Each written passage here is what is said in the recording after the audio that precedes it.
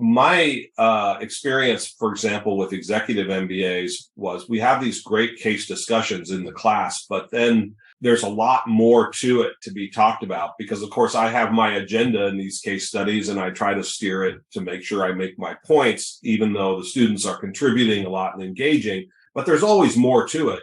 And sometimes, especially when you're dealing with adult learners, they're more knowledgeable about a certain topic than you are.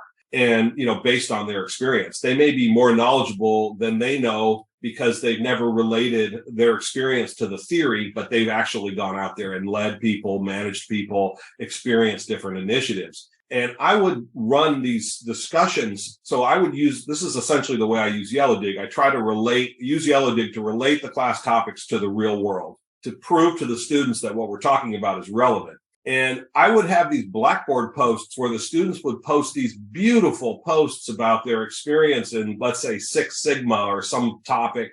And the person was a Six Sigma black belt, and they had led Six Sigma initiatives at a large company, et cetera, et cetera. But the problem was I had one of these Blackboard posts every single week that they had to do.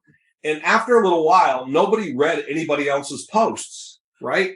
So this is the beauty of Yellowdig, right? When you do a beautiful post, other people can chime in and get credit for it, right? Because students are somewhat driven by what scores points, right? They have limited time and they have, limited bandwidth, and so they have to score their points. So, when you have a platform like Yellowdig, someone makes a beautiful post, other people can chime in, ask questions, say my experience was different.